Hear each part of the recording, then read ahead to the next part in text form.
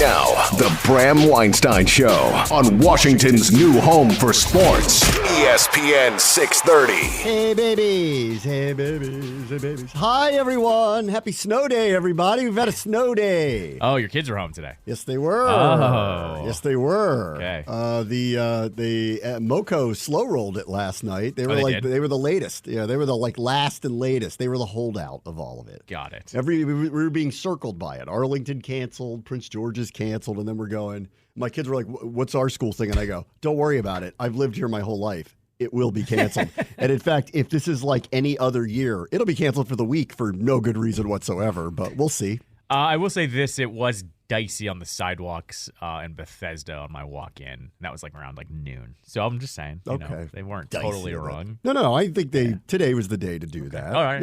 It's not. You're very anti-Moco weather, so I'm just just pointing. If they cancel tomorrow, with no precipitation coming, with the sun finally out, this should be fine. I would think. I drove here. It's fine. We're fine. You walked here. Yeah, I did. It's fine. Yeah. It's good enough. You got sideswiped by a bus. I was so mad, man.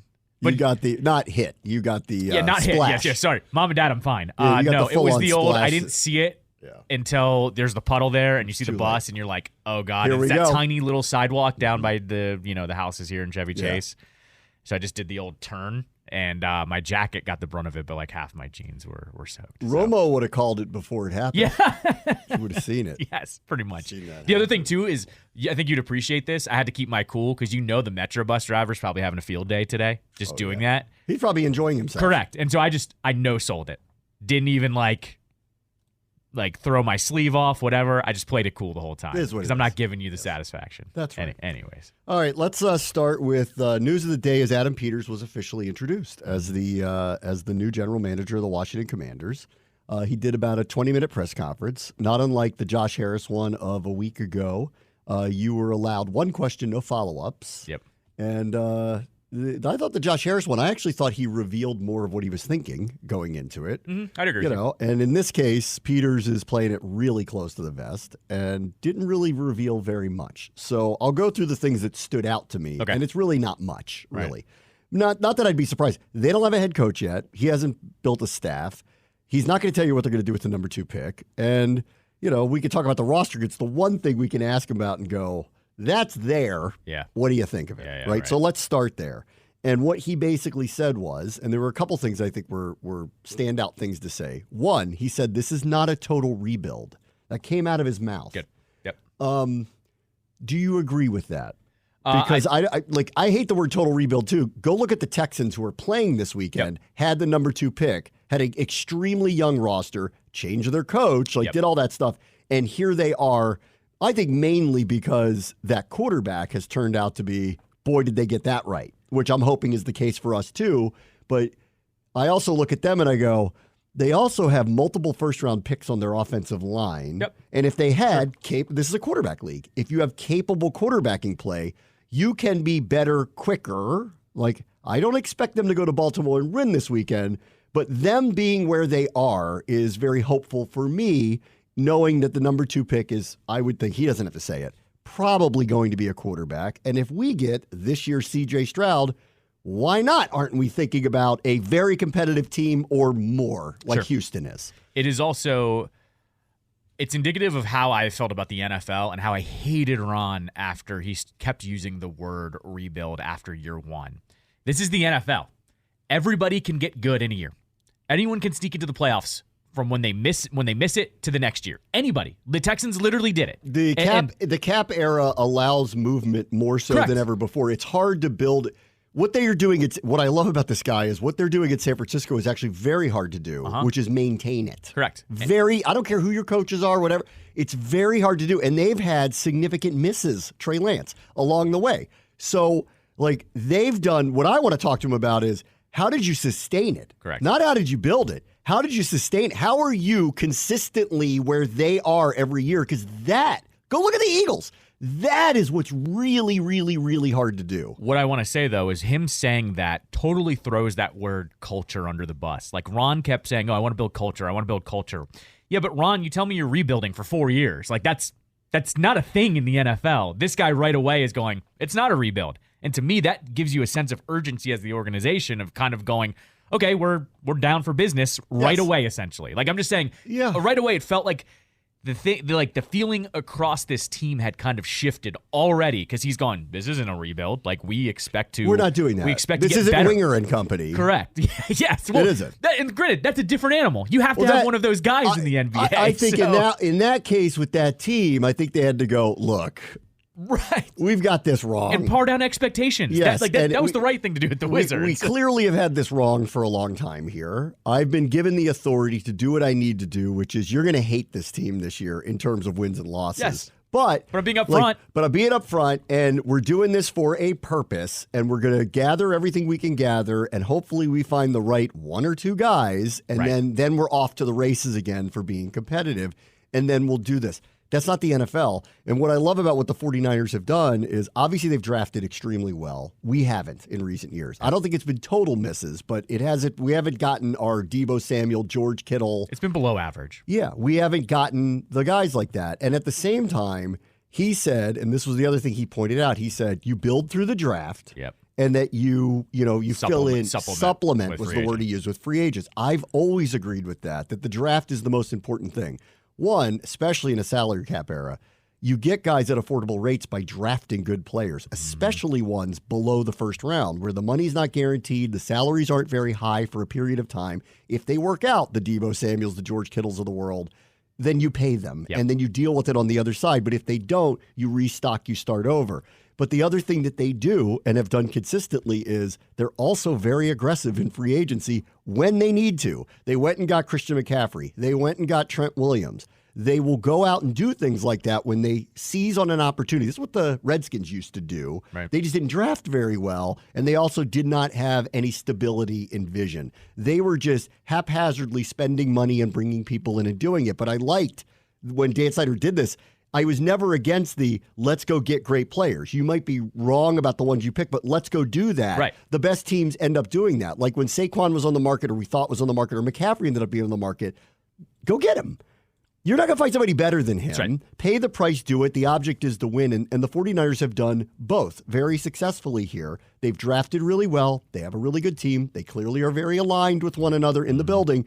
And when opportunity strikes, they're not unwilling to do it. That's right. Pay the price to get the people in here that help us get over the top. And I think it's going to, off of what's happened this weekend, it's very hard to picture somebody beating them until they get to the Super Bowl. And then we'll see, who they play in the Super Bowl. But I will be very surprised. In fact, I assume if they win this weekend, I can't see either one of those other teams actually beating them in San Francisco. I think this is a harder game this weekend for them than the one that's coming next week, whoever it may be.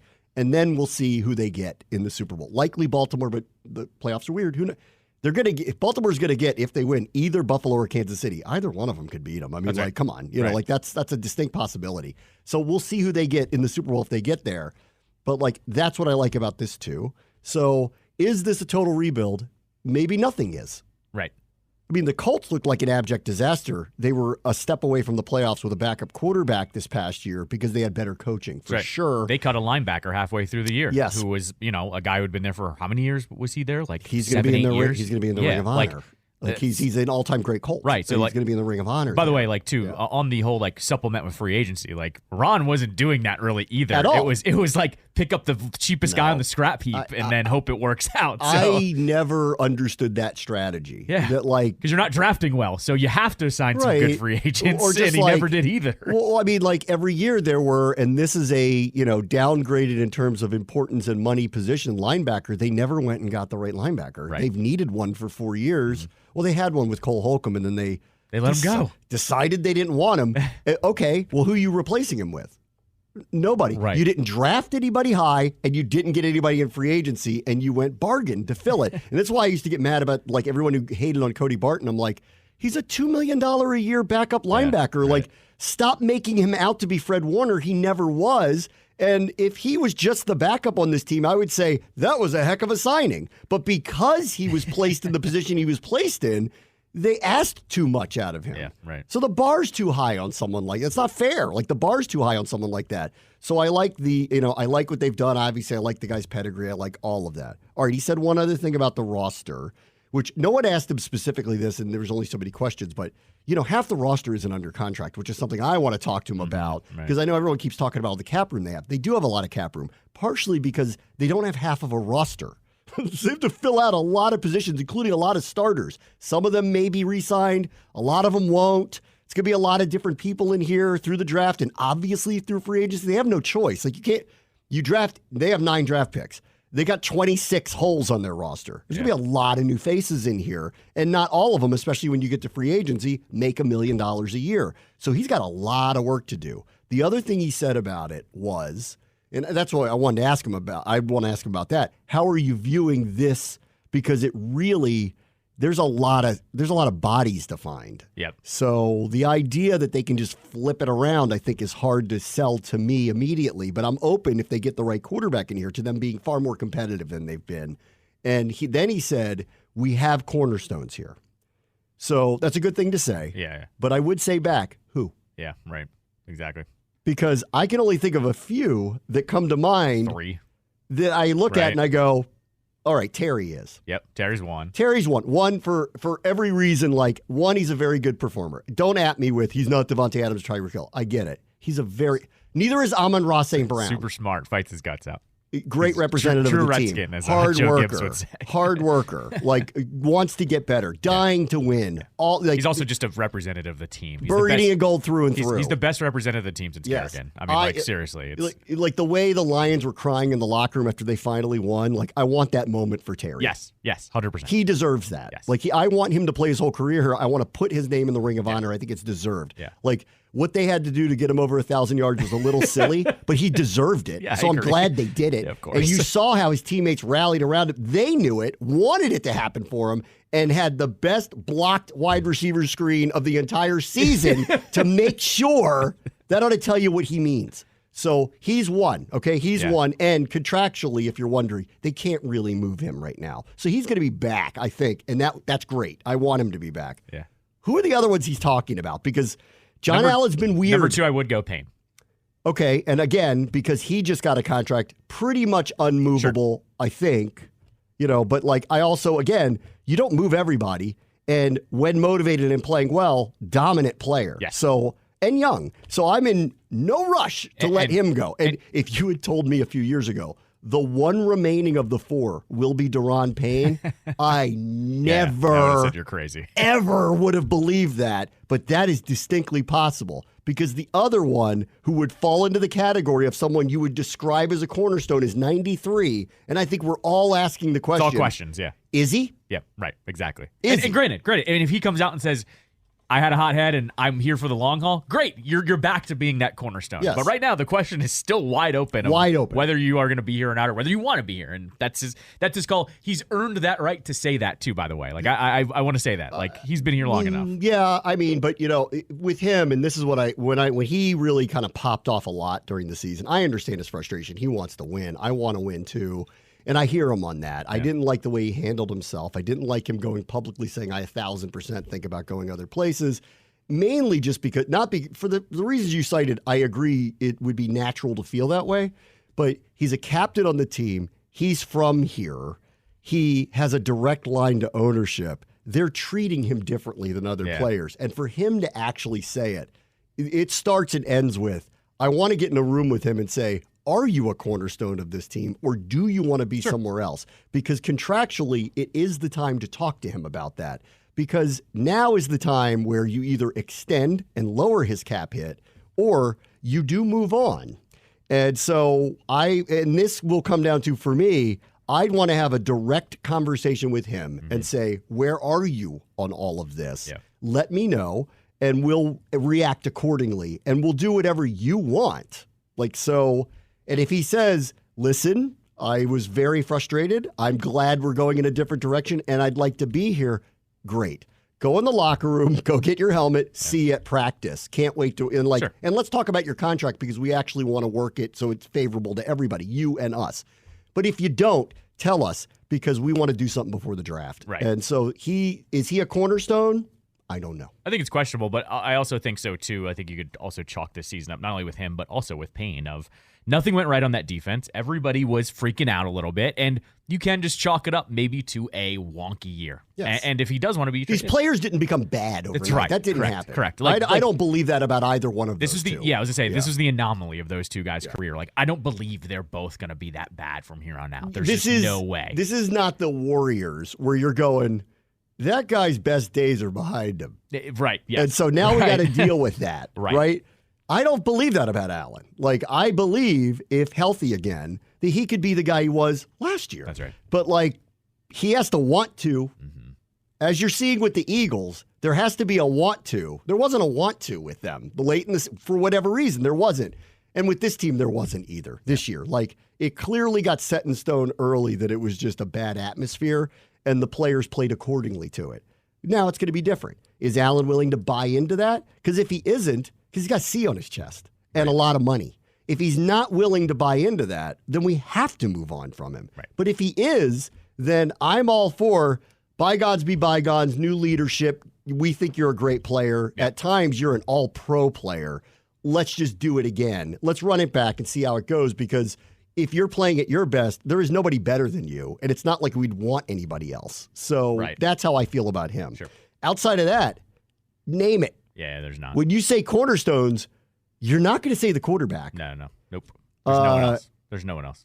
Right. And like, I guess unless Adam Peters goes, Jahan is really good. He was misused. Okay, fine, but I don't. I'll hear it, but like, the numbers aren't there to support it. So I don't know. I will say this: if running backs were still considered a cornerstone, I would say Robinson would fall into that. But it's just because the position is now so devalued. And he's not McCaffrey. No, like, of course. I love him. No, of okay, course. I thought he was underutilized. I love him because he's on a rookie contract. He's coming back, and I love him. But it's a penciled-in starter that is very good when he's on his game and used correctly, and that didn't happen literally the entire season. I also more and more in watching him this year, you could sense his frustration. He wanted the ball. Yes, correct. Yeah. I want guys like that. Don't take one carry and then carry it one more time the next quarter. You have to get them in rhythm. But, I want guys like that who are frustrated by their usage.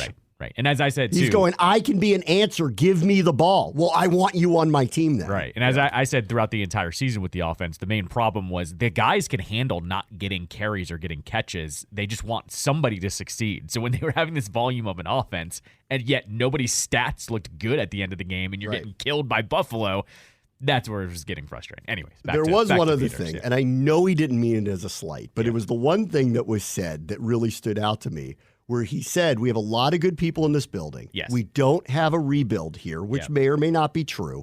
We have cornerstones, which, as we just described, I don't think there's a lot of them, but I do think there's a couple notable ones here. So there are people to lean on and say, follow them. These are the guys that are going to change things on the field. He said what they need is leadership. Yep.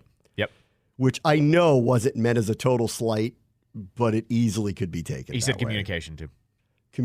And that's been a problem. Correct. Exactly. No one knew what was going on. Yes. And I think it was a fault of Ron Rivera. Like, I think Ron Rivera, what he actually is, more and more I think about it, what he was really good at was motivating players. Yep. That's an important skill. Like, Dan Campbell's very good at it. Clearly. Mm-hmm. Yeah. I don't know about the rest of it, but clearly he's very good at motivating these guys for the one vision, one cause. Yep. Everybody says Detroit sucks. We're going to prove them wrong, and we're going to do it by beating them up. And you know what?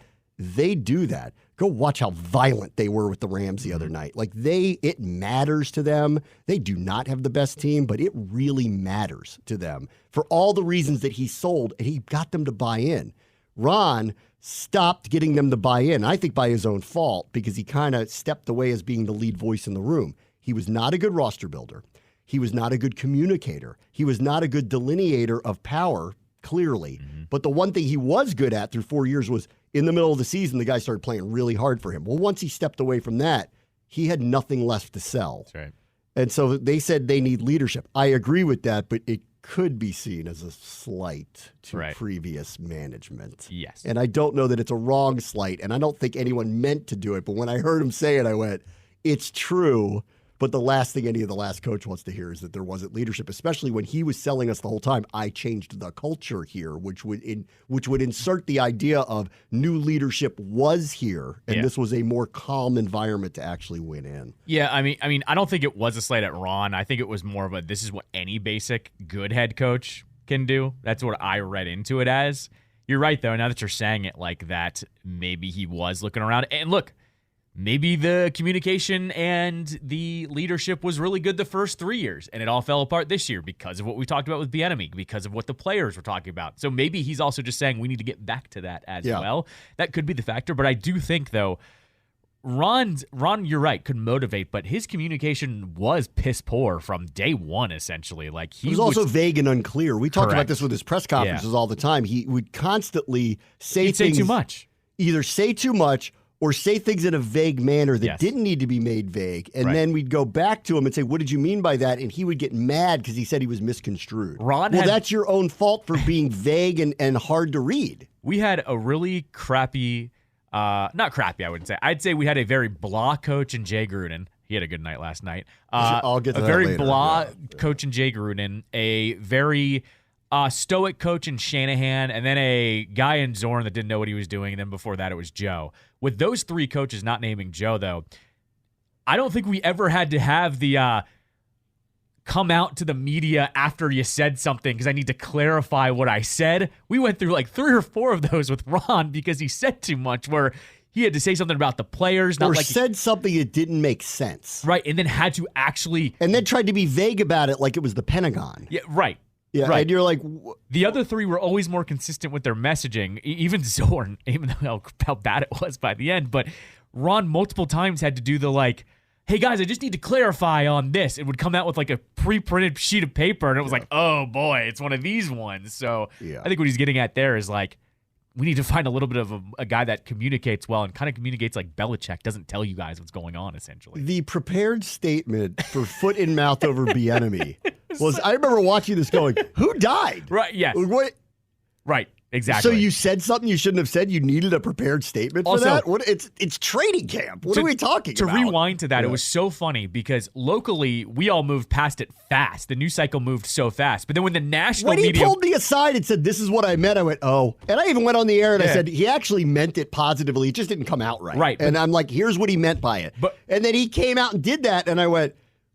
What, you caused World War III? Right. Like, why are you? But that was the funny part, though. Locally, we all had moved on. But because the national people started talking about it, he felt the need to do it. And it's like, dude, trust me, no one around here was caring that much. Then you made a bigger deal of it was. He in general, this is a criticism of him too, far too consumed with what people were saying. Correct. Yes, that's what I'm getting at here. That's what I'm getting at here. Whereas the other ones were like... I tried to tell that to the PR people too. I'm like, and I'm like, he's far too consumed with what we're saying on the air. Like, end? Yeah, right. Exactly. Like what we know? Right. I'm not the general manager of the team. we don't affect anything. No, I don't affect anything. He also did say, Adam Peters today, he said what was really exciting about this for a lot of reasons was a chance to start with a new coach, which I do think is important. He gets to pick his coach, so go in lockstep. So all along, he wanted okay, if I'm going to do this and I'm going to leave what I got, I want the Lynch Shanahan model. I want to pick the guy. Thank God, by the way. I agree. This is the way it should be. Yes, correct. We're back in a place where I think this is why everybody's happy. Like, one, the guy's credentials speak for themselves. He also has never done this before, so we don't know. Sure. But, like, his credentials speak for himself. And we have a structure that we go, that's worked. Yep, right. Forever. Yes, correct, yeah. The general manager picks the coach. Yep. They work in lockstep together to build a team. Hopefully we have a team. It's always usually a good butting of heads, too. It's Typically. 2 different guys that like to, if they argue, it's We're not on personal. the same page. Yeah, correct. But they like to, it's nice of course. to have, I want this guy over that it's guy. A foil. Fine. Yes, right, exactly. It's not going to be, well, we're going to do something in a closed quarter and you're not allowed in that office. Right. Like you don't work here. That's right. Or your opinion doesn't matter somehow. Yes. We're all on the same team here, guys. One thing I will add to what he was talking about, by the way, was one, I loved the Josh Harris saying, thanks for picking us. It's a totally different feel than what it always was, where Dan would wheel out the 3 Lombardi trophies in front of him and say it's a great day in Washington Redskins history, where it was like, is it? Because I don't know. Like, it's not, actually, because we're bringing in another new guy. It was Harris saying, thanks for picking us. And then him also reiterating, I wanted to come here. I was he joked it was a bad negotiator. All I'm saying is it was nice for both parties, the owner and the GM, to just be a little bit more humble. We know you're a billionaire guy. We know, you have all this money and this is your team. But it was, once again, nice to just, everybody was a little bit more normal than it's been in years past. He's shown over and over here early. 1, he's willing to be patient. Yep. 2, he's willing to go after the people he wants to get. Yeah. 3, he's willing to be open to other smart people advising him. Yes. This is good. It's all very good. You don't want somebody who thinks they've got all the answers to literally everything. Correct. And the other part. I mean, I get it. You're successful. That's what Tepper's doing right now. We lived it with Dan. Yes.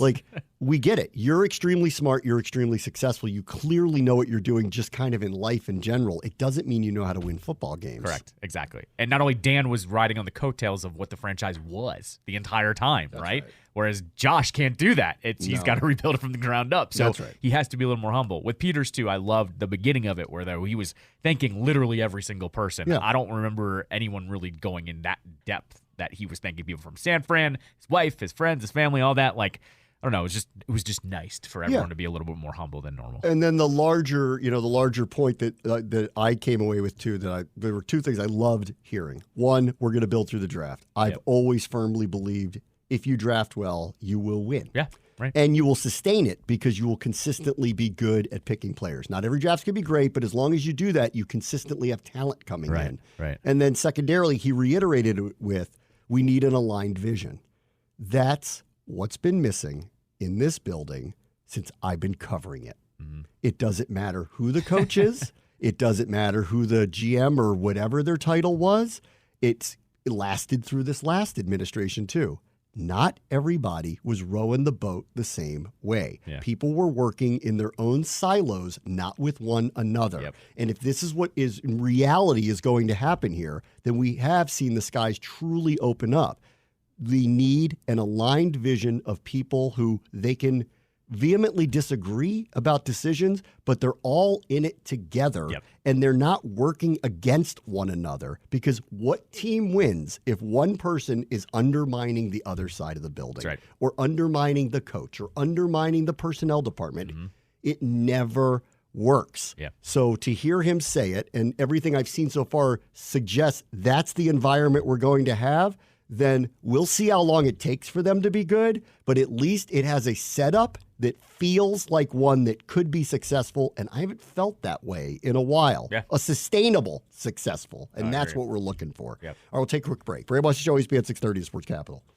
I want to make one just quick mention that I failed to mention yesterday, but the great Norm Snead passed away yesterday. And he was the trade piece that brought Sonny Jurgensen to Washington, D.C., and so it does feel a little fitting today with the number 2 overall pick and a lot of options in front of them that maybe the next great quarterback, and we've been waiting really since Sonny and Joe. Sure. To have a sustained quarterback, maybe that will happen. No, maybe. I mean, you got to hope so. One thing I didn't reiterate off because I know we were talking more about Peters, but strategy, would you be shocked if, let's say the Patriots want to trade up and they're offering a bunch of picks and he knows he has to fill the roster out? Would you be shocked if they went that route? I mean, I feel like there's a trade down. Yeah, like 1 or 2 spots though. They could still maybe get one of the quarterbacks they like. Jaden Daniels. Right, and then you have more picks to fill out the roster. Let's say they get 2 or 3 picks this year, and all of a sudden that's 9 picks to 12 picks, and you hope 10 of those guys make the roster. I'm just saying he's got his options open, and we know that he has to fill out the roster. So if he fills out the roster with more young players, I wouldn't be surprised there is all I'm saying.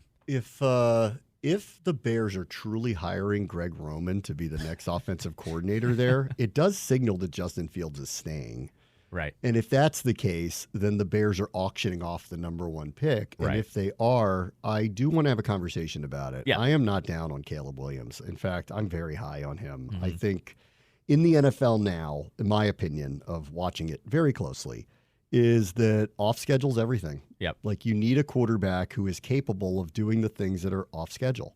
And look at Baker last night. Yeah, I think you have to have someone like that, and he has the skill set for that. Mm-hmm. And I think Daniels does too. I need to watch more of him. Drake May, who I'd be totally fine with if that's what they're going to do, that's not him. As far as I can tell, he's a pure traditional pocket quarterback, the size of which you like, the arm strength you like, and maybe he'll end up being really good in an offense. And, I think, but of the other two, Caleb and Daniels, but I think Caleb, to a different degree, throwing the ball, has the skill set of a modern NFL quarterback that succeeds because he's able to do things you can't teach. Right. He's got a feel for the game that's different.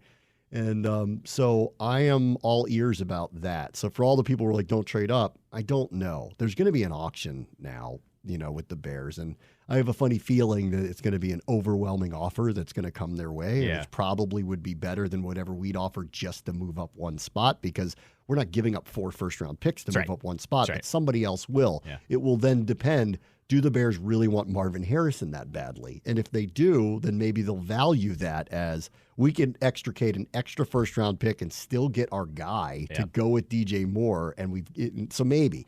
But I'm not against it. So for all the people who are like either stay or trade down, I'm not out of the trade-up business.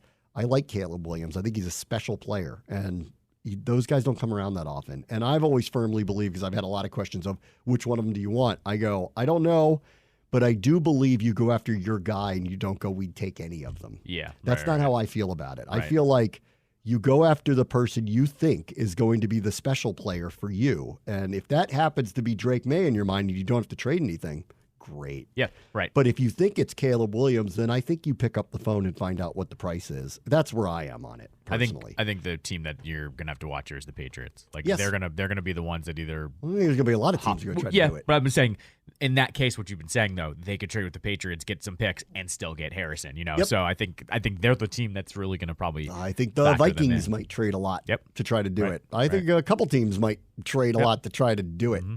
Like, I wouldn't be out of the realm of thinking Miami might try to go up and do it. If and McDaniel goes, you know what? We can trade Tua for something. I wouldn't be surprised. If Bill goes to Atlanta, I wouldn't be shocked if Atlanta I wouldn't be Atlanta tries to do it. I wouldn't be surprised if the Cowboys tried to do it. Yeah, right. Why not? Yeah. Like, why wouldn't they try to do it? So I think there's going to be a lot of teams that try to do it, and that's why it's probably unlikely. But we do have an interesting selling point. You drop one spot. That's right. Which means you get whoever it is you want. Yeah. Right? Whoever it is you want. As for the coaching stuff, Peters wouldn't play his hand at all. In fact, when asked, do you want an offensive or defensive coach, wouldn't even answer that question and just said, I want a leader.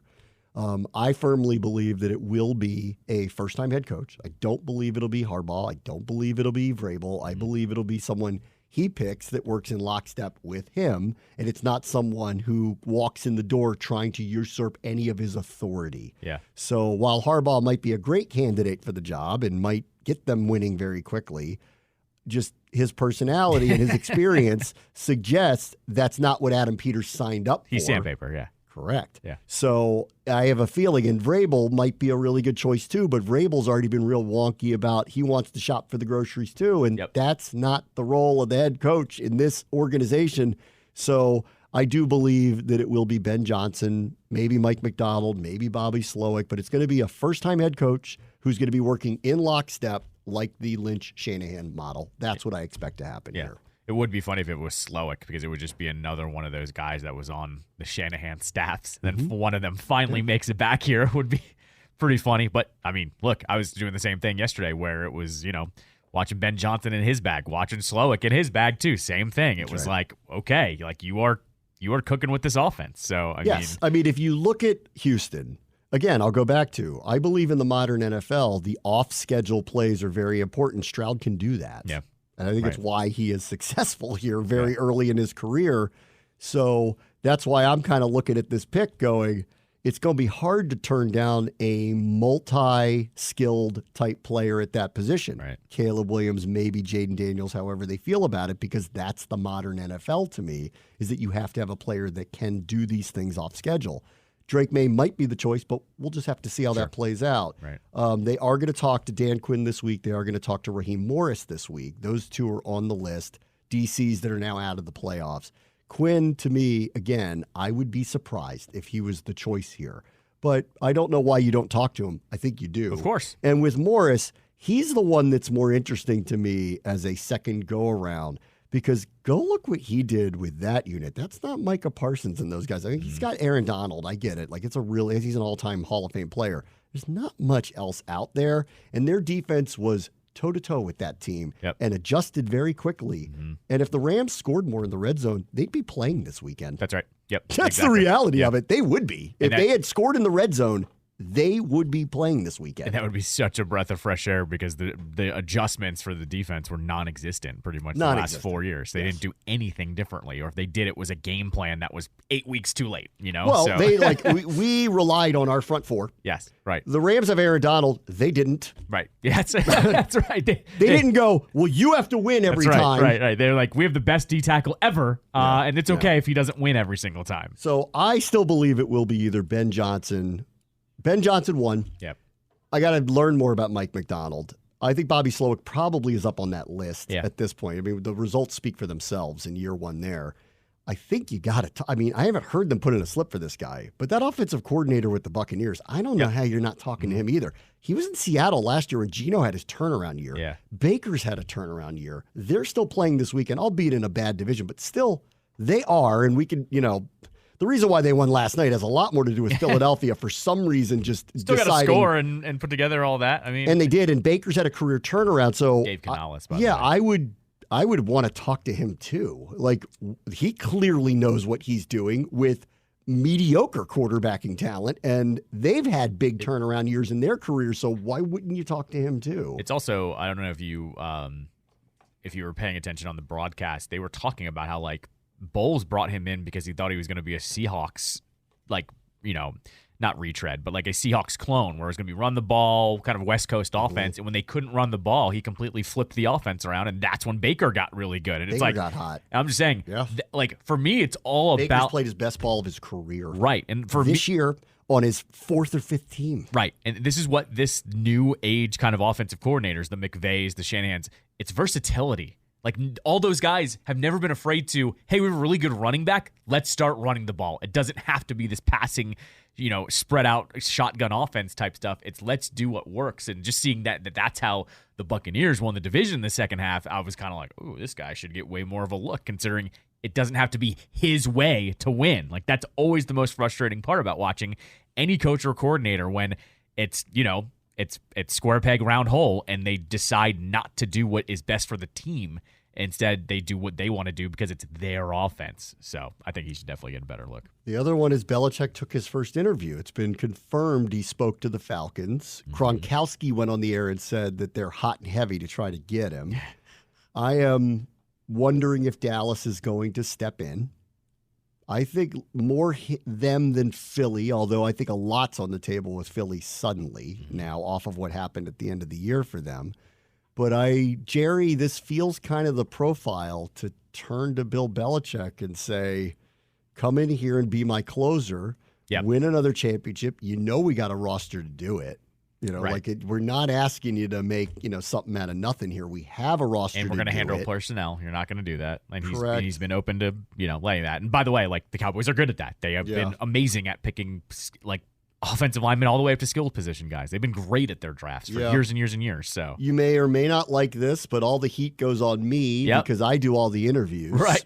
Yes. That may actually be a plus for you because you don't like doing them anyway. Right. We could sell a lot of cut-off Dallas Cowboy hoodies. We could do that. I don't know. It's also shelf life. He's going 3 to 5 years. Yeah. He's like, you're not a cornerstone here. So it plays out eventually. At that point, we have to overhaul our roster anyway. Yep. Right. And you know what? Bring in your successor, and that person will probably ascend up if we do it. We're right there. We're right there. Yeah. It feels like that's the one. If he goes to Atlanta, it's because he doesn't have other options, in my opinion. Because I don't know how he would look at them and go, well, that's the place where I'm going to win overnight. I think if Dallas is open to it, I don't know how Belichick doesn't look at Dallas. And plus, it is a marquee franchise. Here's a guy who loves the history of this sport. How would you not like the idea of winning the first Super Bowl in Dallas since the early 1990s? Yeah. You get to cement yourself in the Lombardi status if it wasn't already there. And I do think he needs to go somewhere to end the legacy in the way that he wants to. It all it's crumbled down to, well, without Brady, what are you? Right. And now if he goes somewhere else and wins, not unlike Brady proving his point by going to Tampa Bay and winning, you go somewhere else and win. Well, what if you do it there where every week all the eyes are on you? Everyone wants you to fail. Right. It'd be the place to do it. So I think if Jerry steps in there, I think I'd be hard pressed to see Bill turning that down for a 3 to 5 year run. But it does sound like Atlanta's at least hot and heavy to try to get him. So we'll see. Right. I would also say, do we know, has any head coach won a Super Bowl in both conferences? Do we know anyone Both conferences? Like, what head coaches have won multiple Super Bowls? No coach has ever won a Super Bowl with 2 different teams. There you go. That's from NBC Sports. Right. So let's see. John Fox was in Super Bowls with Carolina and with Denver. Right. Won with Denver, lost with Carolina. Yeah, Andy Reid was in with the Eagles and the Chiefs. Right. Lost with the Eagles, won with the Chiefs. Mm-hmm. There's got to be a couple of others. Was Vermeil with someone else? Or Don Shula, was he the head coach in Baltimore before he was the head coach in Miami? Hold on. Did they not win in Baltimore? I can't remember now. Maybe not as a head coach. That's the only thing I could think of. Yeah, maybe. He was. Hold, please. Parcells was in the Super Bowl with New England and won with the Giants, but never won with New England. Got to the Super Bowl with New England and lost. That was to Green Bay. He was with the Colts but never went to a Super Bowl. Never went to the Super Bowl. It does say NFL champions, actually. It doesn't say Super Bowl. So 1968. Yes. So pre-Super Bowl. Yeah, pre-Super Bowl era. So that might be the won. one. But So still, that's that's the a different one. monster than it is now Correct. compared to when he was even in Miami for all those years. So, Right. That's when the AFL was not part of it. yes. So right, or part of the But either way, in championship the of it. modern era, like I think Bill This could look would at be a- Bill could look at that and go, not only would I win it with an NFC team, I'd win it with the Cowboys. Like, Correct. your Ring of Fame the next year. Like, Correct. So Yeah. Oh, I think it ends is he the greatest coach ever conversation, Yeah. too, if he goes and does it. So we'll see what happens. All right, we'll take a quick break. Bram Watch the Show, ESPN 630, Sports Capital. On the morning after with Kelly Stafford, she says that Lions fans booed their children, which I don't believe. I don't believe it either. Booed their children. Now, I did see what happened in Chicago with the widow of Jerry Krause, which we didn't was even get to that. Yeah. gross. Might be the worst crowd sports moment besides something getting physical and maybe ever. Like, The man is dead. he's dead and it's his widow. Like, And he did build those teams. yes. Right. Yes, in the end, he tore them down, maybe prematurely. Sure. Okay. Still got him, though. He still built them. Yes. And that's his widow, dudes. Yeah. That was Grow that was up. terrible. Like, It was disgusting. Yeah, I was glad to see. I saw on the telecast, Stacey King, I guess, who does their color, went off on the fans. Good. Barkley went off on the fans. Shaq went off on the fans. Everybody in Chicago supposedly went off on the fans. That was gross. Yep. Like, if there was ever a redo that should happen, it'd be them, but I don't even know that I would trust that they would do it again. And if I was the widow, I wouldn't go back. Yeah. No. That was horrible. No, that was one of the worst things I've seen in a long time. Yeah. It's like this was actually the main problem with Last Dance, is it was MJ basically, saying that it was They turned him into a villain. Yes, correct. Yeah, and it was like, did. instead of taking what you should have from that documentary, like, that's not the one thing you should have walked away with, guys. Yeah, the end came because he had decided an end was coming. Yes. He basically wanted to get rid of Phil Jackson. He, knew the end was near with MJ, wanted it to be over, Right. just felt it was time to move on. And it's his right to feel that way. Sure. Clearly no one in history thinks he's right about feeling that way at the end, but it did produce 6 championships before it ever got to that. Yes. Like, it would be like 20 years from now trying to find the villain who broke up Brady and Belichick and then booing their widow. Yeah, that's right. Yes, correct. It's exactly. like, are you kidding? Uh-huh, Like, right. Do you not understand what he was a part of? Right. And I thought that was disgusting. Agreed. It was just gross. It was also just it sucked because Chicago reminds me a lot of the Redskins in that, like, they had this glory years era where they were the GOATs. Like, they were the premier team and have this thing that winning championships helps your franchise do so much afterwards. Like, so much, here we are. It's going to be it's been over 25 years since the last Super Bowl here, and they're still riding those Super Bowls out like the Redskins are, whereas the Bulls have been nothing since MJ left, essentially. Nothing. Derrick Rose was kind of your blip on the radar, and they're still playing there, and people are still showing up to their games. Like, you get to ride out so much when you win championships like that, and that guy did it for you. And so it's just, I hate it. Everybody's part of that. Yeah, it's disgusting. It was gross. So anyway, I don't believe that Lions fans booed Matt Stafford's kids. Maybe they booed him. They did definitely boo him, which I thought was weird. And like, this is what sucks at live sporting events now. It just takes a few people to start booing, and then everyone starts booing. But at the same time, too, he is on the other team, but in a playoff game. Yeah, but you boo them. He didn't force That's not his trade, abnormal. though. Well, he said he wanted to go. Okay, well, he said he wanted out. He did. He did. That's true. I shouldn't say this. He asked for a trade because he wanted to win a championship, and it just wasn't going to happen there. And he was the type of player where everyone was in agreement. Even the Lions fans were like, go win the Super Bowl, dude. We're all rooting for you. I'm old enough to remember that they were like, good for him when he won. Yeah, they celebrated it. Like, didn't he bring the Lombardi to Detroit? I think he did. I don't remember. I'm pretty sure he did. So I don't think they booed his kids. I have a hard time booing the Rams. Like, come on. Booing him, booing the Rams. Okay. Goes with the territory. I think it was Big Cat. And Big Cat, of course, is a Bears fan. Yeah. And he was like, sorry, you mean to tell me that they found out where your suite was and started booing at you directly while the play was happening on the field? It's like, come on. Come on, guys. I know other people who've been in a box with Dustin Hopkins' wife. Man, shots fired. That was blindsided me.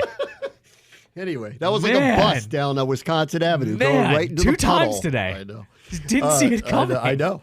There's like 4 people that just drove their cars off the road. That's right. I heard you reference that, by the way. Speaking of didn't see it coming, the RG3, Jay Gruden, then Brian Mitchell, like just Twitter fight. Like all-time top ropes fight. This was Hell in a Cell. I mean, it was WWE. It ramped up fast. Yes. Like really fast. It's because the game didn't matter. Yeah, Jay Gruden, pick up a blitz, guys. RG3 pulling down the glasses going, oh, really, sir? No, it was no. I think you have to get the specifics here. Jay said, I'm sorry if I ever did that for any quarterback. Yeah. And RG3 had the glasses which pulled was down. Like, perfect. Excuse me? I know, perfect. To which Jay replied, were you ever prepared? Or something which was like amazing. that. Which I was like, everybody's right. Everybody's right. Famously, Jay got a lot of criticism for throwing RG3 under the bus publicly. Right away. Remember that? Yeah, immediately. Right away. Yeah. He was like, he ate the guy. Correct. Yeah. It was like, wow. Remember, he was the one that said it's Kirk's team. Like, I think he was the first one to say that while he was still on there. And then everybody got on him about Alex Smith, and I'm like, guys, that was an unusual, terrible injury. Like, it's nobody's The running back fault. that was in, though, there was a reason why that running back was in. So I'm just... Right. It wasn't wrong to bring it up. It's out there. And then B. Mitch goes after him, and he's like, you need to go away. And then Jay's firing back like, you're just a punt returner. Yeah. And I'm like, you're kidding, right? Like, one of the two of you are legends of this organization. And by the way, if you're not sure, it's not you. Correct. Yeah. So you may want to watch it here, buddy. You might want to watch it here. And then B. Mitchell. I have been confused for the last year at how often he makes the rounds.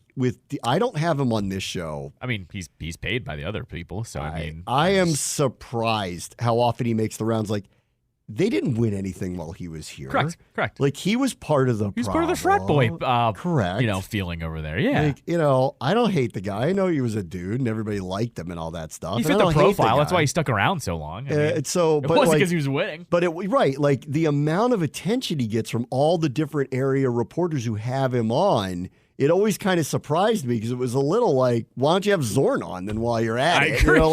I'd like to hear from Zorn. Why don't you do that then while you're at right, it? Yeah. Jay never won anywhere before, hasn't been anywhere since, except in a coordinator position for a short period of time. Is it in the NFL now? Didn't have a great record here. Yes, he's pretty good at talking ball, but He's available. He's available. He's available, and he's a former NFL head coach of the franchise the guys are covering. I guess. Yeah, I guess that's what it is. But anyway, that was remarkable. Also, B. Mitch's retort was, I'm better at every job I do than you, and which I was like, oh my God. You don't want to get into it with him. No, you never want to get into it with B. Mitch. Like, you are dumb if you want to if you want to fight physically or with words. With it's funny. He traveled a lot, with the team this year, so I saw him a lot on the road. And every story he tells involves him in some sort of. And then I almost killed the guy. Yes, correct. Yeah. It's every story. Oh, it's the best. Yeah, so it's like you don't really want to fight him. B. Mitch is He's not a fake tough guy. That's not what he is.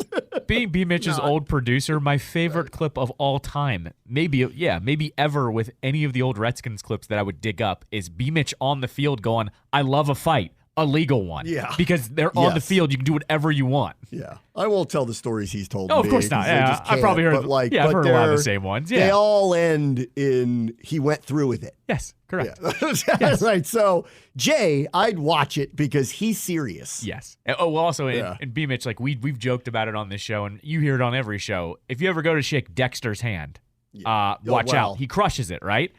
B. Mitch can do the same thing, just chooses not to. Well, Dexter, that's a whole different thing. Right, but I'm just saying. I think you could reason with B. Mitch. I think if you get off on the wrong side on Dexter, there actually is no reasoning with him. That it's over. If he's decided you are the enemy. Yeah, your pass fail. It's all going to depend how bad is it going to be. Right. B. Mitch, I think you could talk him away from doing whatever he's thinking of doing because he's a logical person. For the 10 years I've known B. Mitch, his biceps have never gotten smaller, is all I'm saying. No. Eat the gumbo and shut up. That's right. That would be my advice to Jay today. He makes great gumbo. Eat it, enjoy it, thank him, and shut up. Yeah. All right, we'll take a quick break. Bram watches show ESPN 630 Sports Capital. All right, let's not bury the lead. The Eagles. What a week. Oh, man. It was a great 48 hours for NFC East fans. Let me see. We just hired a GM that everyone around the league thinks we just hit a home run with. Who, by the way, wouldn't go just anywhere. Right. Said he wants to come here. Yes. Called us, by the way, we didn't even mention this. He called us a cornerstone of the NFL. Well, that's true. Well, I'm just 90-plus-year-old franchise. Once again, though, not unlike Josh saying thanks for picking us, him thanking everybody, him calling us a cornerstone. The vibes are different, guys. I'm just saying. It's like when Mike Tomlin, I'll get to him in a little bit, like when he said when he was like bandied about to be the head coach here before Rivera right. or the USC coach. And he goes, guys, I'm the head coach of the Pittsburgh Steelers. Why would I be looking for any other job? Correct. Exactly. It was nice to hear someone say that about us. To go, yes, this is a 90-plus-year-old franchise that has championships that date back to the 1930s and multiple Super Bowl championships. Go look at the trophies that are out there. Why would I want to be anywhere else? Guys, I'm the head coach of a 1-4 football team that's going on the road to play a Hall of Fame caliber quarterback with my third quarterback. You think I'm worried about anything this week other than that? That was when he was asked about the Redskins. Yeah, but then on the USC one, years ago. He was like, "That's stupid." He's he's like, "I'm the coach of the Pittsburgh Steelers. Why would I do that?" Didn't he say, "I'm not going to college ever"? Yeah. He was like, let me just shut this down." That was amazing. As for the Eagles, this was unlike the Dallas one. This was predictable because they'd been so bad down the stretch, and I kept leaving open the possibility of. Well, they got a better team than that one. Correct, yeah. So that's why I thought it was going to be close yesterday, to be honest. I landed on it wouldn't be because there was nothing leading up to it that led anyone to believe that anything had ultimately changed there. But not because they don't have the better team. It's just they're mentally broken for whatever reason, and I don't think we know fully why yet, and I'm waiting for the why. And now that Jason Kelsey's retiring, maybe he'll tell Travis on New Heights what happened. Because now that he can't, Willie, I doubt it. He seems like a loyal guy. Yep. But I'm sure Travis is going to poke him and say, what happened? Because Jason pokes him about Taylor Swift. So I'm sure, and that's what everybody wants to hear now. What in the world happened to a team that woulda, coulda, shoulda won the Super Bowl last year, was 10-1, and somehow cratered in a way that I've never seen a good team crater. Like last year when the Giants had the record they were like 7-2 or something like that. I'm like, this is a mirage. Like they're not that good. Yep. And it will come back because they're not good enough to keep doing this. And there were a lot of reasons why they were this. When the Eagles were 10-1 and then lost a couple of games, I went, they're kind of too good to go bad. Like this isn't a mirage. Their fans were on it though. You and I talked about at the end of the show yesterday about how they actually deserve a little more credit because they're smart. They were the ones going, this isn't right, and we're all going, calm down. You've won 11 games. They're like, nope, we're gonna picket the facility. I have a lot of things to say about the Eagle fan base, but their intelligence for the sport is not one of them. Correct. They're not low IQ individuals as Cowboys fans are. They know what they're looking at. Yes. They knew something was really, really wrong. And I just believed it's a long season. Everybody goes through weird times. And so they had their weird time in late November, early December. So what? Yeah. They're 10-3 or whatever it was at that point. They'll be fine. And they were never fine again. So this is different than the Cowboys loss. The Cowboys loss is a shock. And the way they lost was a real shock. Right. You're like, had Green Bay hit a couple of crazy plays or there were a couple crazy turnovers and they just lost, you'd go, well, they just blew it. Yes. But they got boat raced. Yeah. Like even last night, the Eagle, it was only a one-score game for 3/4 of the game. Of it. I mean, it only fell apart in the fourth quarter, essentially. He never felt like that they were really coming back. No. But you were still going, they could do it in one possession. We've seen a million times the 2-minute drill fixes everything for an entire game, essentially. So I was never really like, they're not out of this yet. But by the way, there were a couple things. One, I'll bring up one of Greeny's producers, and you see him all the time on there, and you see him on the Get Up, Hembo. Hembo's a Philly guy, and he was saying the talk of Philly this morning is there's way more to the A.J. Brown stuff, that he wasn't just ruled out. No kidding. That it was obviously he was at some boxing match Sunday night in Atlantic City, which made everyone freak out too because they're going, we know you can't play, but it's a bad look to be ringside. I hate that, though, when people go after him and they're like they don't have a life. Sunday night before your team's in the playoffs and it's Philly, get a suite where they can't see you. All right, he could get a suite where they can't see you, man. And that's a little bit of Harden, you're at the club. Yes, yeah, right. Okay, yeah. 5 minutes. Guess you don't care. 5 minutes after you scored 0. In the Rick playoffs. Ross's helicopter's here. All right, cool. Yes, right. So that's one thing, and that the fact that there is smoke there. I think we all know what's coming with him. He's probably not going to come back there. The other, I don't think there is a path to him coming back there. Yeah, right. Which they're not replacing him. I'll say the same thing about the Titans. Right. You're not getting somebody as good as him. Correct. Now, the Titans blew it with him. He's blown it with the Eagles. Yes. That's how I'd look at him. Correct. You're on a really good team in a really good spot. You're upset because why exactly? Right. Because, I don't know, through 10 weeks, me and many others were calling you the MVP of the season. That's right. Yep, exactly. That's the kind of year you were having. Right. What's your complaint, buddy? Correct. Right. The other one was SVP made a great point yesterday, which I was like, you're spot on, man. And I understand here. The Commanders have played them tough. I saw he said this, but he's not far off on that. I've always said, though, it's not who you play, it's when you play them. And they played him in week 4. Yeah, but it was week 4. But he wasn't wrong. It's 8 years ago in the NFL season. He's not wrong, though. Every single team boat raced the Commanders. Every single one. And that team should have, with the personnel that they have. The Commanders were 2-1 when they played them. Sure, but then the second time around was still close for 3 quarters. It was, but they were up over 2 scores and couldn't be stopped. And we only scored late and made the score look close. That game was not as close as I'm just saying the Commanders were a bad team this year, and the Eagles didn't put them away fast. That's all I'm getting at. At that point, though, there was the Bills game got away from Washington, right? Yes. The Bears game was an abomination. Yes. After the Bears game, Washington did win their next game. Okay. Then they lost. They lost the Giants in between, right? Yeah. They beat the Falcons after the Bears game. Okay, that's right. Yeah. Right? And that's when I went, okay, all right, everybody calm down. But they only beat the Falcons because the Falcons are wonky. Right. That game was barely a win. They won a road NFL game. Okay. Before anybody knows what's up, okay? Everybody chill out. Everything's all right. And they lost to the Giants. Be cool. But then they went to Seattle and they were very competitive. Sure. So it didn't really turn. We saw it after the Bears game. I went, I'm not going to guess anymore. Yes. I'm like, I have a bad feeling how this is going to go. I don't know how it's going to go, but it's not going to go well. But at that point, Washington hadn't totally spiraled yet. So I get what he's saying. But had the Eagles beat the Commanders in December 13-12, I'd hear him out on that. Yeah, right. But back then, I'm not so sure that that's really fair. Okay, either way. I still think every single quarterback, wide receiver, defensive lineman were having career days all year long. But they did too. Remember, A.J. Brown was the reason why Emmanuel Forbes got benched. Right A.J. Brown had 200-plus yard games against them because it was part of the streak of 125-plus every game. That happened. Yeah. Jalen Hurts had, perfect passer ratings against them.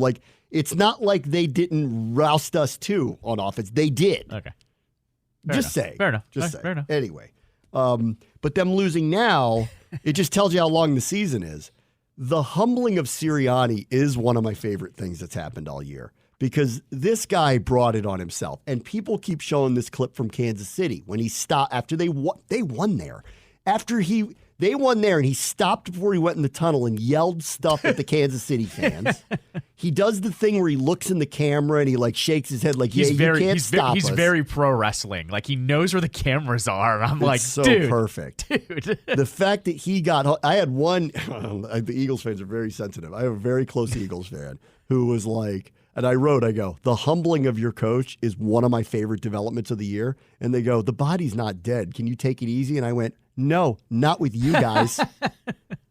Actually, not. I've been on a bus where your people threw rocks at us. Right. So, no. Yeah, you get what's coming to you. Yeah, I drive into that stadium once a year, and I get a really nice reception from you people. So, no. Actually, I won't take it easy on you. When it comes to fan bases, I hate Phillies. I hate Dallases. I respect Phillies in a certain way. Yes. I don't respect Dallases. I think that's the difference between the two. I agree. For the most part, 100%. They are smart. They know what they're looking at, and they're realists. Yes. They might be bombastic about it, right. but they knew it in December. They're like, this is going to go bad. Correct. And I was like, December. guys. They knew November. The whole time I'm like, chill out. You're 10-1. Chill out. What's so wrong with being 10-1? And they're like, you'll see. They're holding up the restaurant in Pulp Fiction. Yep. Everybody get down on the effing ground. That's right. Chill out, honey bunny. Yes, that's right. Chill out, honey bunny, but nobody chilled out. Right, exactly. Nobody was Jules. Nobody. Nobody. Right. Orlovsky, I liked his tweet last night too.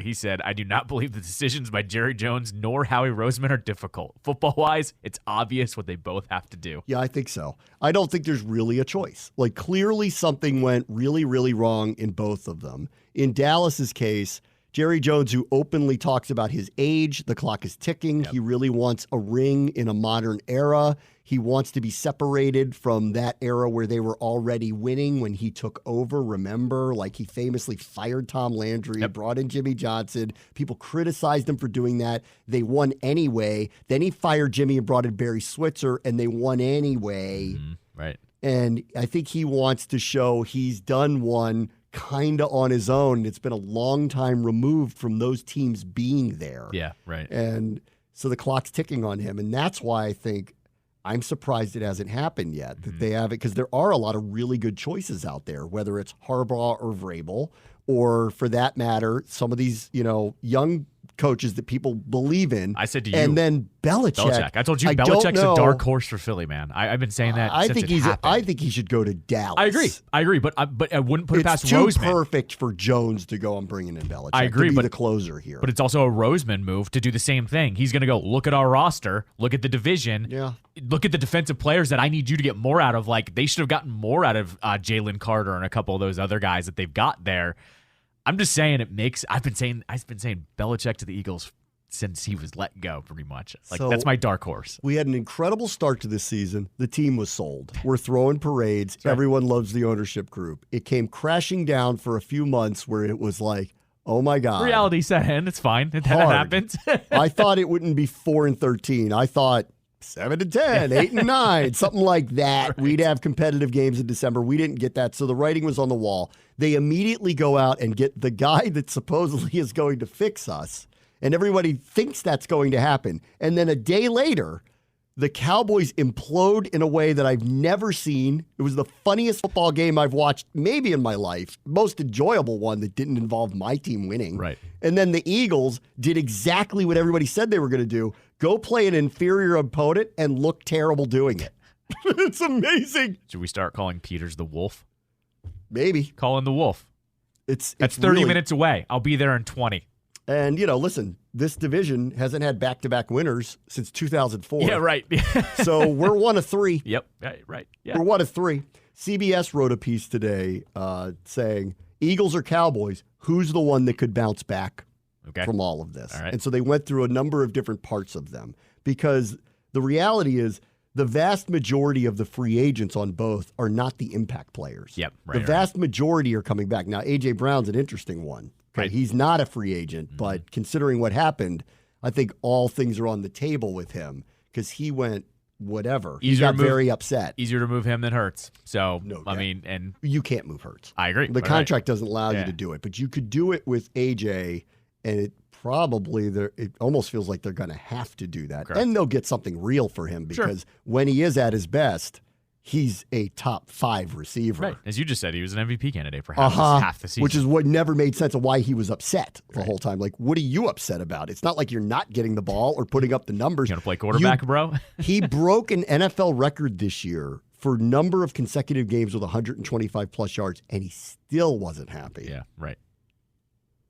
Jahan Dotson must be like, dude. Yeah. Take a back seat, bro. He had more yards in a 6-game stretch than Jahan had for the whole year. Well, I was just saying, they also have other weapons on that offense, too. Every position has a legitimate starter. So let's see. CBS goes through this. Finances, cap space. The Eagles, believe it or not, actually have $28 million cap space. Part of that is a $15 million a year center just retired today. Right. So that actually helps them, right? So that helps them. And it doesn't help because he's gone. Right. He's a first ballot Hall of Famer, in my opinion. But and I think this is what I was saying for the year. I go, when they lose him and Lane Johnson, that's when things are going to get real interesting with them. Those are Hall of Fame players. You don't just replace guys like that. Like, this guy's going to replace Kelsey's going to be as good as him. I'll believe it when I see it. Right, exactly. Good luck with that. Yep. Right? $28 million in cap space. At bare minimum, right, with the coaching stuff, they're replacing both coordinators again. Mm-hmm. Right. Bare minimum. Because the offense went haywire, and this guy's getting a lot of coaching interviews, actually. And the defense, they already took that away from their defensive coordinator and gave it to Patricia. He ain't keeping that. That's the second year in a row. Patricia's taken over something that sucks. 2 years in a row, the Eagles are going to have different coordinators on both sides of the ball again. Right. Probably from the outside, which does lead me to believe, well, if you're doing that, You might as well just hit the reset button.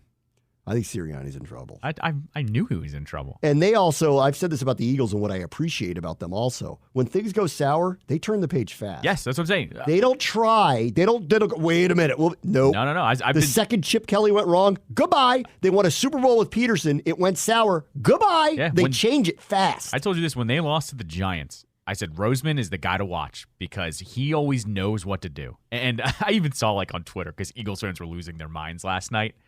There were a couple Eagles fans that were like, when is Roseman going to be held accountable? And the amount of people that were like, are you kidding me? Roseman's not the problem. In fact, he fixes everything whenever something does go wrong. So I told you he was all eyes on Roseman for me because he does fix everything pretty much overnight. Yeah. And if he fires him, we know exactly what the problem was. So the Eagles do have almost $30 million in cap space. And they have, according to CBS, 42 guys already under contract. Doesn't mean all of them will be back, but that's the majority of your team. Sure, yeah. So that's a pretty good spot, actually, to be in for them. You're only going to have to sign 3 or 4 players, right, after the draft? I mean, that's... Correct. Yeah, I mean, that's... The Cowboys, minus $11 million in cap space with 49 contracts. So that's part of it. So they're going to have to cut some people anyway just to get where they need to get to. And they will have to restructure with Dak. Which will tie them to him longer. Yes. But also will cut the cap space part because that's the problem. He's getting 50, 60 million on the cap.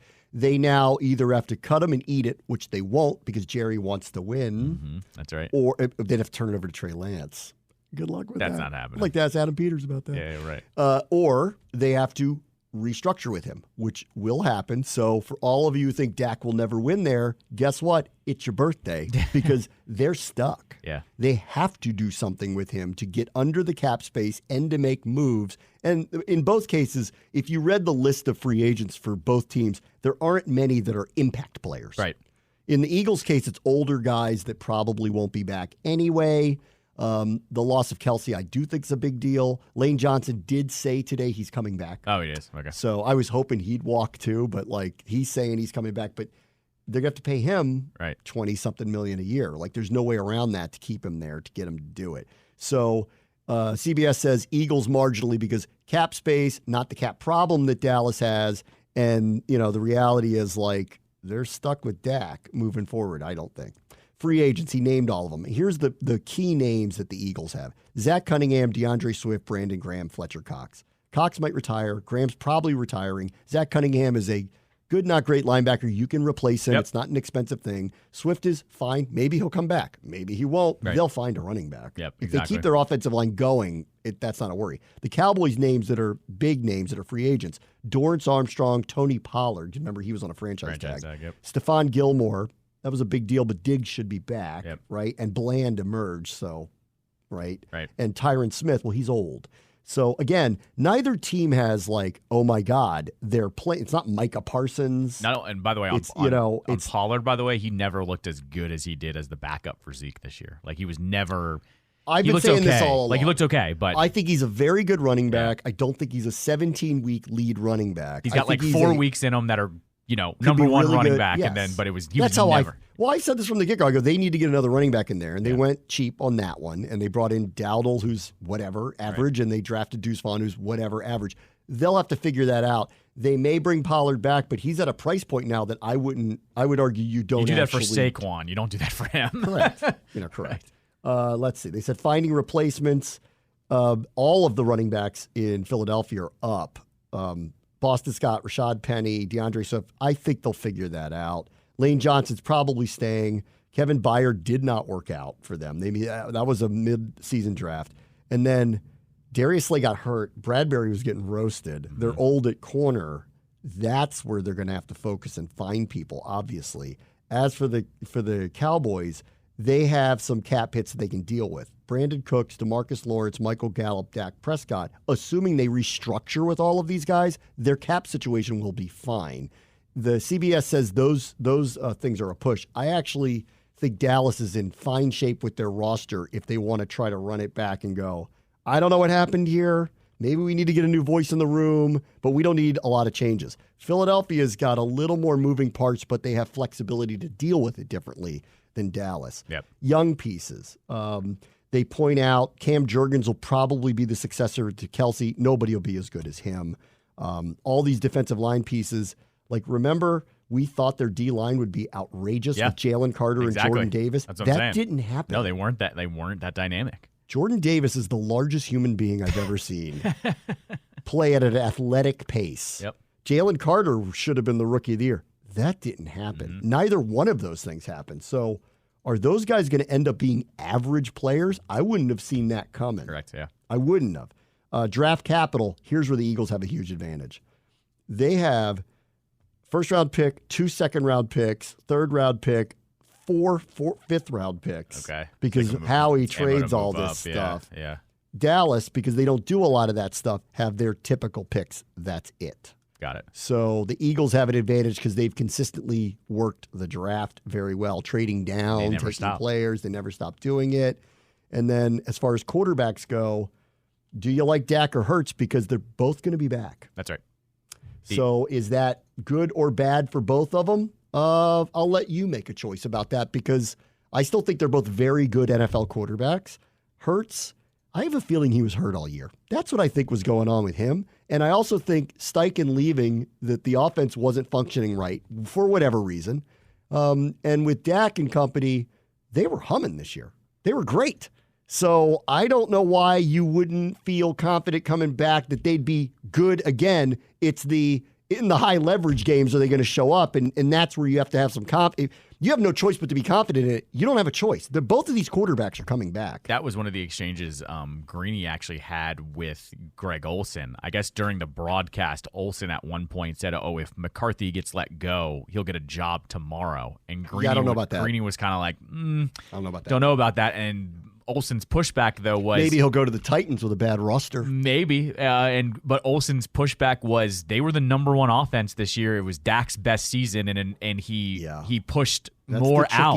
He pushed more out, and it was better. So, do you think if you fire him, the offense is going to get better? It literally can't. So you're going to regress a little bit. Now, granted, they were blowing people out, so how much does a few points a game matter to them as much? But it was an interesting argument from both sides. What honestly. also is funny about that game the other day is everybody loves Dan Quinn. Jordan Love had a perfect passer rating against them. That's right. Yeah. Really? Yeah. Right. If there was ever a showcase game with the defense is actually the thing that leads this team, it won that one. Well, I mean, I will say, there's always the argument of, is it on the coaches or the players? This one did seem like it was a players type thing. I mean, it was bad all around, but that was one of the craziest outcomes I've ever seen. It really was. Because the Eagles one we saw coming. We all saw it coming. Yeah. The Cowboys one like that, no. It wasn't like Green Bay got scorching hot at the end of the year and you're like, oh, you don't want to play them. Right. No, they beat Carolina by 3. Yeah. They beat Tampa Bay 9-0. Jordan Love's making throws we've never seen him make. To get into the playoffs, they beat the Bears 17-9. Right. They weren't roaring into and you're like, oh crap, they found their way. They looked like it against them. That's why it's nuts.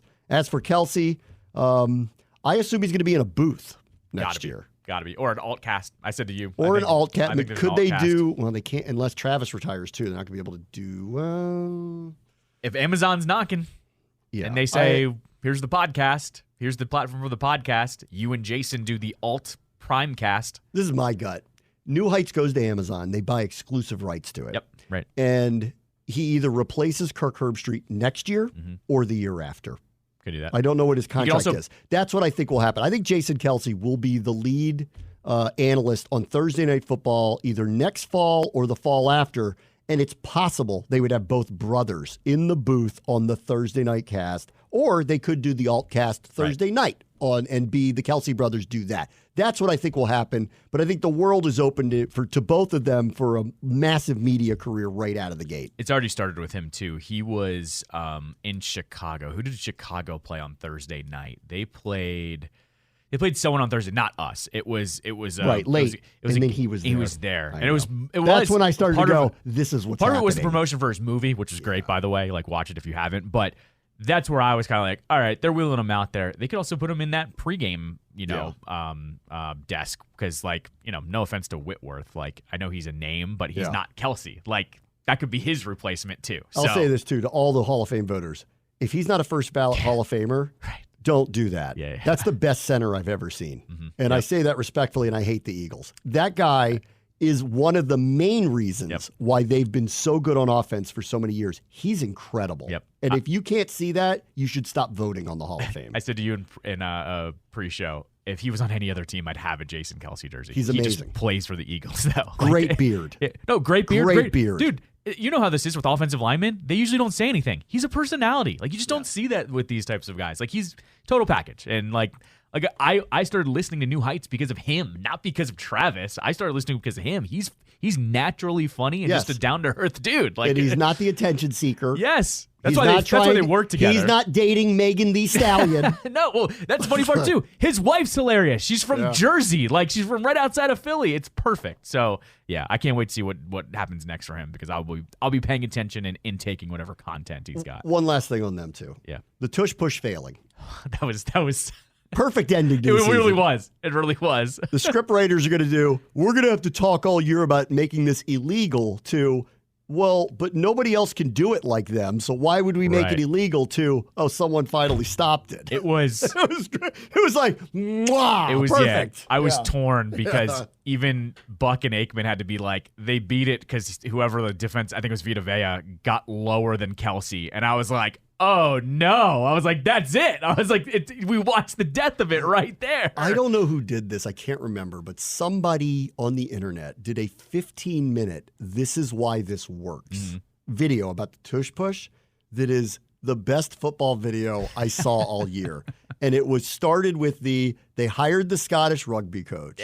This is what they told him to do. They brought him into training camp, and then he went like frame by frame Zapruder style of this is why this works and how it works. And his summation was, maybe these guys are just better at this, or the other teams just don't watch the film closely. You could do this too if you choose to do it this way, but no one else does it. And it's just an old rugby play. That's all it is. Right, exactly. It's all a leverage rugby play. But now, and you know what? I don't think we're going to ever have to hear about it again. No, because no one's going to do it that well. I mean, who's got a center like him? No one. Nobody. I think it'll be. And plus, like I just think, as we went through the year and people tried to do it and no one could do it like them, I think we realized they just happen to be good at it. Why would you make something illegal that one team happens to be good at? Right. Exactly. Kelsey, by the way, there's a good tweet. Laura Oakman tweeted that when the push happens, Kelsey screams, "F my life." Probably hurts. And then he also screams, though, "I love my life," when they get it. Which I think is... Well, he is literally on every one of those taking one for the team. Yes, correct. Exactly. So it's probably just terrible. to tell you what he goes through every time that play is called. Time. That's what he goes through. All right, we'll take a break. We'll talk about the Bills winning next. Bram, watch the show, ESPN 630, Sports Capital. All right, welcome back. Bills win, so we are treated to another Bills-Chiefs game this weekend. This one will be up in Buffalo.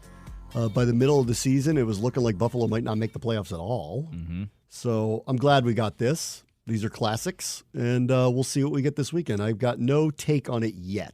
I need to get to the end of the week. Yeah, I will say this. Allen took the game over yesterday, which I figured was going to happen. He was going to run a little bit. He had a 52-yard touchdown run as a quarterback in the playoffs against the Steelers. I told you that's incredible. It's a good prediction by me yesterday. I told you they were going to tell him, don't throw the ball if you think there's anyone near it. And that's exactly what happened. So, yeah, I mean, he's going into that game hot. We'll see. I mean, he still does dumb things, though. So yeah. My favorite tweet afterwards was from someone who showed a picture of Al-Qaeda and said, Sean McDermott is 6-0 since it was revealed that he gave speeches about Al-Qaeda. No. I was like, that's amazing callback right there. They're 6-0 since that came out? Yeah, I guess, because that was what? They haven't lost. It was what, Christmas? Since that long report came out saying Sean McDermott's a weirdo and he cites things like Al-Qaeda in the pregame speeches. Yeah. And then he admitted at a press conference, I did too. He said 9/11 succeeded because the hijackers were a team, was essentially what he said. Yeah. Right. How did you not get canceled over that? Like, how did you not fire your head coach over that? That also was like 6 years ago, too. It came out that was a long time ago when he said that. Had he said it, before the Jets game earlier this year, maybe somebody would have said something about it, but apparently not. By the way, anyway, my prediction when that came out was, who's trying to get him fired? Because that doesn't just come out. Right. Someone doesn't just reveal that out of nowhere. That's a calculated, I've been sitting on this, here's my info. And remember, they were going sideways. So whoever did that, they did go undefeated since it was revealed. Yeah, they saw a wounded animal. Right. They sent the Lions out for the gazelle. They fired their offensive coordinator, right? Yeah, right. Which I thought was the right thing to do at the time. Sure. To get Allen right. Everyone's getting squirrely. Everyone's getting squirrely. They figure, it might be over. Right. Miami's streaking away in the division. Like, they're going to finally, this is going to be it, and he's going to get fired. And how about that?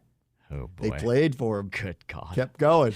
So this weekend will be very interesting. It should be a good one. I told you, this is when it's Bengals, Bills, and Chiefs now. When they're all playing each other in the playoffs. This is like everyone needs to take a step back and savor all of these games because they're going to keep playing each other for a decade, and it's going to be great every single time. This is Mahomes' first road game, right? First road playoff game, period. Ever. That's amazing. So that'll be cool to see. Yes. Him on the road. We haven't seen him do that. We haven't seen him on the road in the playoffs. I can't wait to see that. The only quote-unquote road games are the Super Bowls. Yeah. The 3 Super Bowls he's played in. Oh, man. I can't wait. He also, I think he has 12 playoff wins. He only needs 4 more to go to second all time. Brady has 32. No one's going to touch that number probably ever. And then I think it's Montana might have 16 or something like that. But he only needs 4 more to match that. That's crazy. This will be, he's not 30 yet. This is can't miss television. Yeah. And him on the road now. It's funny. We haven't seen him do it yet. Correct, yeah. Bills Mafia, baby. Did you happen to see all of the memes of Taylor Swift when she sees someone jumping through a flaming table arriving to the stadium? She might write a song about it. It's like Hillary looking with these huge eyes. She might write a song about it. Who knows? Let's see. Mike Tomlin, when asked about his contract, which he has 1 year left, in the middle of the question, just walks out. It was great. It was perfect. It was great. I love that guy. There's a report today that he told the team he's coming back to coach them. Okay, all right. So we'll see. They went as far as I thought they could. They don't have a quarterback. Right. Exactly. What'd you think was going to happen yesterday? Right. That would have been a stunner had they won that game. No, they weren't going to win. No, they weren't going to win. They also, the other one was like, you know how this works in press conferences. The reporter it was the old like PR person's like, anybody? Yeah. Anyone have a question? Yeah. And then whoever it was had to ask. Yeah. Mike, you have 1 year left. And he starts walking. Walked it's like, out. damn. That's incredible. Like, you know how brutal that is when you're the first one when everyone's asking. Perfect moment. Perfect. Thank you, Mike Tomlin. Perfect moment. Yeah. Let's see. BetOnline's got odds on coaches. Will Mike McCarthy be the head coach of the Cowboys week 1, 2024? No. No is a heavy favorite, minus 300. Will Mike Tomlin be the head coach of the Steelers week 1, 2024? It appears that's the case, minus 350. Here's a tougher one. Will Nick Sirianni be the head coach of the Eagles week 1, 2024? No. Yes is the favorite. What? What's that? Minus 150. Yeah. Plus 110, no. I think that one is in the ether today. For their odds, if he were to be fired, who would be the next head coach of the Eagles? Who do you think the favorite is on that list? I've believed in Belichick. I don't think he's the favorite, though. So they got Belichick as the second choice. Tied with Bobby Slowick. Oh, the second interesting. Choice. That would be a Roseman hire. That name, by the way, is rising up fast. Yep. Yeah, that would be a Roseman hire. Real fast. Yeah. Anytime you get one of those names and you hear the Eagles are linked, you're like, oh, crap. Like, that guy's a stud. Like, they know what's going on there. They got Vrabel as the favorite on the list to be the Eagles' next head coach. I don't believe that. Well, to be fair, though, that would be, like, there are a couple places where you're not getting control of the personnel. Vrabel's not getting control there. And I think he'd be okay with it because he sees the players that Roseman gets. Like, you know what I mean? Like, there are some places where he's going to go and he's go, oh, well, why would I want to take personnel from that guy? Look at the team he's built. So I could see that if he's not trying to get the power to pick the players. I do like Donovan McNabb 100 to 1, T.O. 200 to 1. Okay. Chargers next head coach, odds on favorite Jim Harbaugh. Harbaugh now, obviously. They got Ben Johnson at 4 to 1, second choice. Okay. Commanders next head coach, heavy favorite Ben Johnson. I wouldn't call it the slam dunk that Peters was, but I do feel like it's the layup waiting to happen. I think it's the clear first choice. Yes, it's the layup waiting to happen. But, it's what I've said about this throughout the process. I don't know if he's going to want this job. I think he will. But he also is going to have interest. Right. And that's the problem here. Peter shut down the interest. Yeah. I don't know that Ben Johnson's going to do that. And supposedly his interview virtually before the next playoff game is Friday. Got it. Here. Okay. But you can't talk to him in person until the Lions are eliminated. And the way things are going right now, that may not happen for a little while. Could be 2 more weeks. Could be. Yeah. Could be. They've got on our list, how about this one? Bobby Slowick has emerged as the second betting choice on the board. Yeah. I'm not shocked. His name is zooming up the charts.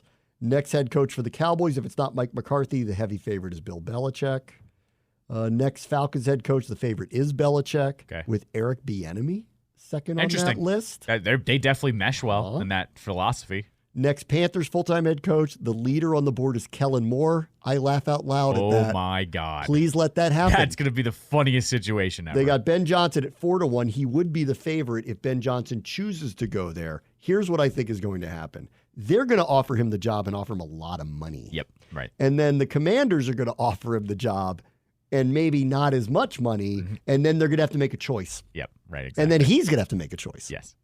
Will the Commanders pay him whatever Tepper offers him to come here? I don't know. Right. So, Josh, let's say thank you again in advance, as you're going to end up spending more for your head coach than you probably intended to. Probably, but I bet you, too, if the money's comparable, I think we all know what Ben's going to do. Next Seahawks head coach, favorite on the board, Dan Quinn. That's not a surprise. Next Titans head coach, Bobby Slowick. Top on the board. Right. That actually feels like if we don't go that direction, that he will get that job if he wants it. If he wants it. Right. There was one other thing, because you had said this before. They also have lists on, like, next team traded in the NBA, and you called this a long time ago, so I want to give you credit.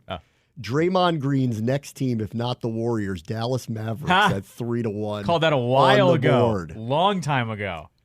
Draymond and Kyrie, let's go. Draymond, Kyrie, and it's a team that needs grit. I've been saying it for a long time. That team plays soft. Why not? Does the lady from the Sands like him? Because she's in charge now. That's Got to ask her. Right.